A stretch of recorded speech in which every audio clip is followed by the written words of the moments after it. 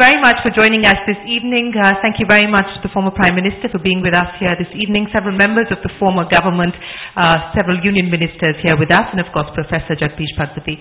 So let me start by asking you about what you spoke about. And you said that 1991 was the first economic revolution that India witnessed, and we're at the cusp of a second revolution. Previously, you've called it a revolution of perceived possibilities.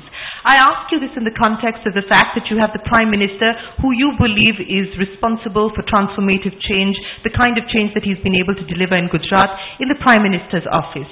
You have in North Block, Arvind Subramanian, a man that you believe is also responsible for that kind of change, and now Arvind Banagriya, a colleague, and of course you're his mentor in the Niti Aayog or the former Planning Commission. Do you believe that these men are perhaps going to be able to get rid of the Mother Teresa brand of economics that you've attributed Amartya Sen with? When we talk of the revolution of rising expectations, I call it the revolution of perceived possibilities. Traditionally, does it work? Yes. That's better, yeah. So Shereen mentioned revolution of rising expectations. I've called it the revolution of perceived possibilities. In the old days, when we were fatalistic certainly in the villages, and said, what's the point of voting for Mr. Chidambaram against Mr. Jaitley or something, or the old Prime Minister or the new one, because they're not going to be able to offer anything anyway. So it's sort of, nothing is happening, right? So why go and undertake the effort to change governments? But once they begin to see an impact on their lives as a result of the reforms, which actually in 91 we carried out under the leadership of Prime Minister Rao and Manmohan Singh, then their expectations are aroused. Once their expectations are aroused, we have what we call in political science or in popular parlance, a liberal democracy, not just elections. So then once people's aspirations are aroused, they have NGOs, they have opposition parties, they have an independent press. I mean, there are always problems, but generally speaking, this is true. And relatively independent judiciary. So the four elements of a liberal democracy, in different combinations depending on which part of the country you're talking about, enable people to translate their aspirations into politically effective demand. You go to a country like China, they go out into what do? They have social disruptions. They go out into the street, right, and bang pots and pans. Next thing, they probably disappear into outer Mongolia for all you know, right? So they have no way of translating their desires into effective action. And it gets diverted. So in that sense, I mean that now finally we are in a different situation, largely because in 91 we carried out these reforms which really pulled people into gainful employment and really affected poverty finally, through high growth rates, that we now have the possibility of politicians having to compete for these things, and that leads to rewarding politicians who deliver more rather than less. So in that sense, I feel that the first revolution was critical. We are standing on the shoulders of the first revolutionaries, and now we are going to the next phase, in my opinion. And there we've got a different leadership, but that leadership, again, is something which could not have been thought of outside of the first one. Let me take that point forward, Professor Bhagwati. You've criticized the UPA government for what you called was its near paralysis on track 1 reforms. You said revenue growth slowed down, making it more difficult for the government to finance track 2 reforms, which are things like health, education, PDS expansion, and so on and so forth. You've criticized the NREGS, you've criticized the food security bill.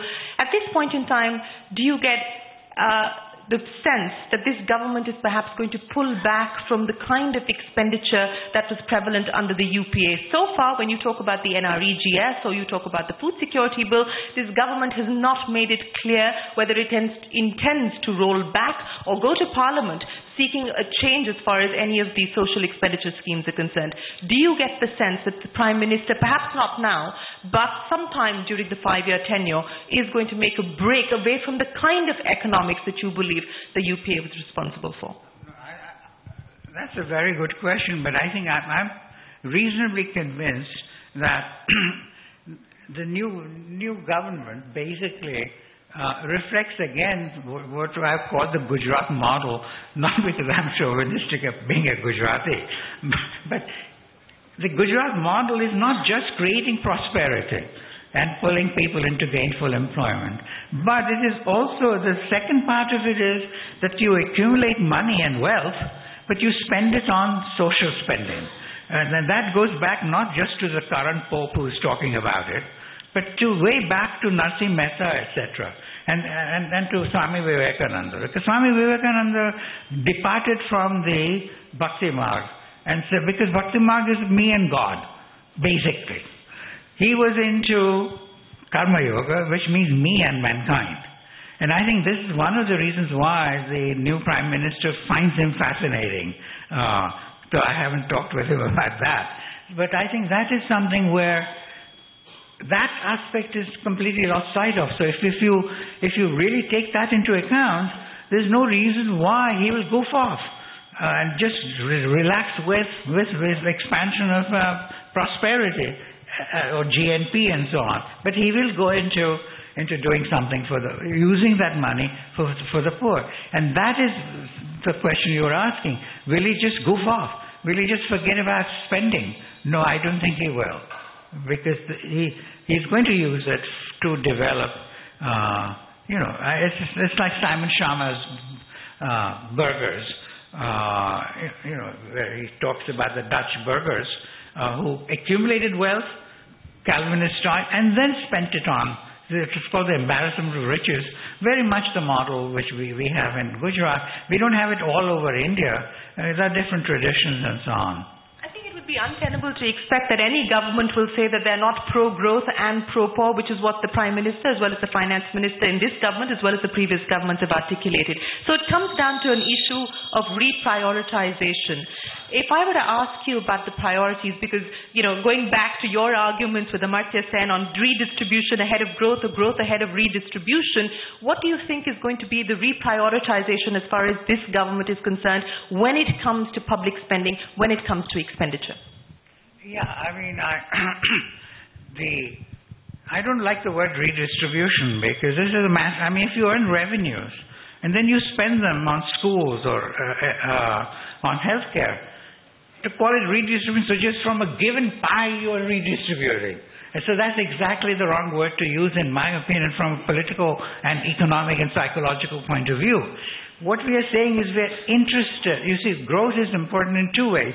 It first pulls people up into gainful employment, which I think we demonstrated under the Congress Party and under the first set of reforms.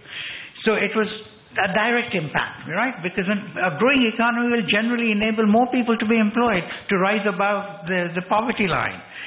But it also generates revenues usually.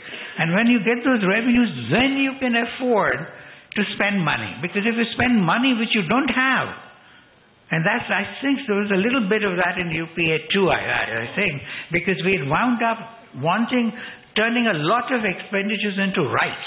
The trouble about rights is that rights means you've got to spend the money. And if the government doesn't spend the money, the Supreme Court will order you. So you're caught in a bind. So you better keep getting revenues, and if the growth rate slows down, you're in trouble. And I think that is my amateur diagnosis of what went wrong with UPA too. But I don't think the Prime Minister will be making that mistake. But if I were to just give you one example of taking the rights-based approach forward, and we're seeing that happen even as far as this government is concerned, they have guaranteed health as a right. The National Health Assurance Mission will be rolled out come April 2015. It will be done in phases. Expenditure on part of the government on healthcare is under 1.2% of GDP. We've attempted to take it to 2% of GDP. We failed over the last decade. It still is 1.2%. China at 3%. Brazil at over 4%. So India is woefully short in terms of healthcare spending. And then you promise universal health coverage to all, which will cost you about $11.4 billion annually over and above what you're already spending. And this is a right that the government of India has now promised. So don't you believe that this government continues to be in the bind that the previous government found itself in? Not really, because I think the real issue now is whatever money you're spending, right? which you've got into the budget from the growth.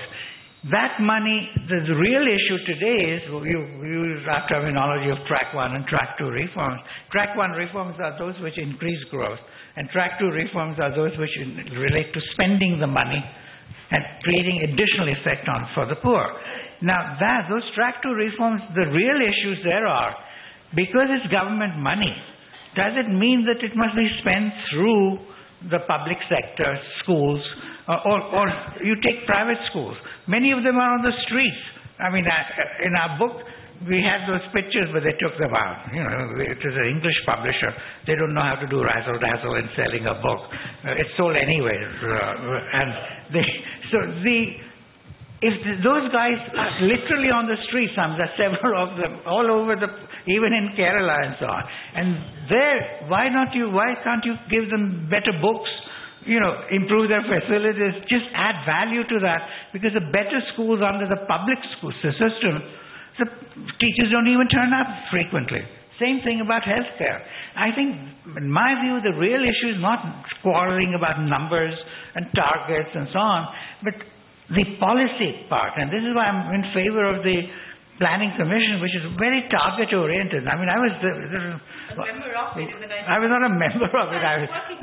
Yes, and I think so. That has sort of gone by the board, and now we are into policy discussions. I'm glad you mentioned Track 2, because this is where I think we really need to know, how do we get the maximum out of it? And I think one of the problems with, not redistribution, I don't like the word, but with Professor Sen is that he just assumes, at least in what he writes, or says, or maybe you're misquoting him, I don't know. He doesn't write as much as I do, but so I can be hung by my own petard because my words are there. So I think he really assumes that because it's public money, it must be spent through public sector. And I think that's fundamentally a mistake.